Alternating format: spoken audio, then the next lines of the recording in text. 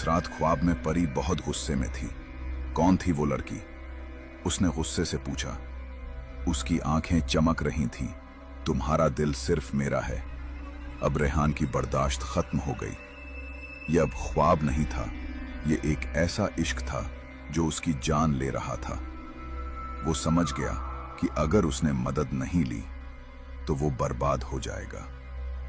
रेहान की मां ने जब अपने बेटे की ये हालत देखी तो वो समझ गई कि ये कोई आम बीमारी नहीं है।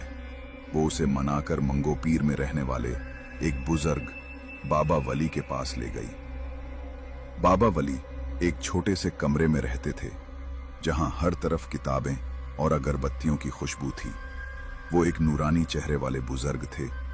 रेहान ने कांपती हुई जबान में उन्हें सब कुछ बता दिया, बारिश वाली रात से लेकर उस रात के ख्वाब तक सब कुछ। बाबा ने आंखें बंद करके पूरी बात सुनी। जब रेहान चुप हुआ तो वो कुछ देर खामोश रहे। फिर उन्होंने कहा, बेटा, तुम पर किसी बुरी चीज का असर नहीं है। मसला ये है कि एक ताकतवर जिन कबीले की शहजादी को तुमसे मोहब्बत हो गई है। वो शैतान नहीं है, लेकिन वो आग से बनी मखलूक हैं। उनके जज्बात हम इंसानों से 1000 गुना ज्यादा ताकतवर होते हैं। उसकी मोहब्बत सच्ची है, लेकिन वो तुम्हें जलाकर राख कर देगी, जैसे सूरज एक फूल को जला देता है। उन्होंने आगे कहा, वो तुम्हें आसानी से नहीं जाने देगी। तुम्हें उसे खुद ये दिखाना होगा कि तुम इस मिट्टी की दुनिया के हो और वो आग की। तुम्हें यह रिश्ता तोड़ना होगा। बाबा ने रेहान को एक तावीज दिया, इसे पहन लो। अगर वो तुम्हें छूने की कोशिश करेगी तो ये उसे तकलीफ देगा, लेकिन असली लड़ाई तुम्हें अपने दिल से लड़नी है।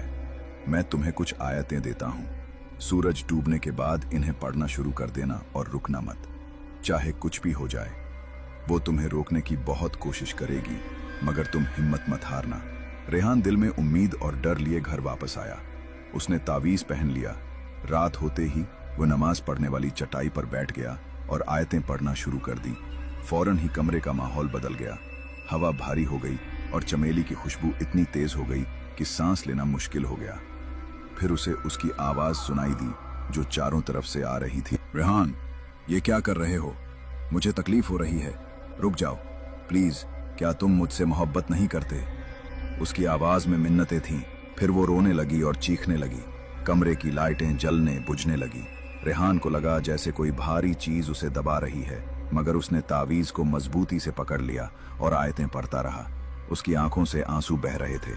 उसे उस लड़की के लिए बहुत दुख हो रहा था, लेकिन वो जानता था कि उसकी अपनी जिंदगी दांव पर लगी है।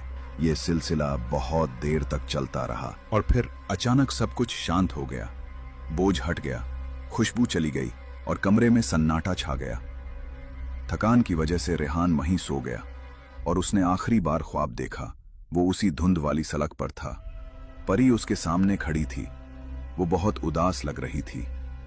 अब हमारे बीच एक दीवार बन गई है, उसने नरमी से कहा। तुमने अपनी दुनिया चुन ली, मैं इसे पार नहीं कर सकती। मुझे माफ कर देना, रेहान ने धीरे से कहा। उसने एक आखिरी उदास सी मुस्कान दी। माफी मत मांगो, तुम्हारा दिल साफ था। मैं ये कभी नहीं भूलूंगी। तुम्हारी नेकी मेरे लिए एक तोहफा थी। काश मैं उसे रख पाती। हमेशा खुश रहना, रेहान। ये कहकर वो मुड़ी और उस घनी धुंध में चलते चलते गायब हो गई। रेहान की आंख खुली तो सुबह हो चुकी थी और परिंदों की आवाजें आ रही थीं। महीनों बाद उसका जहन बिल्कुल साफ और दिल हल्का था। उसकी जिंदगी वापस पहले जैसी हो गई, मगर अब वो बदल चुका था।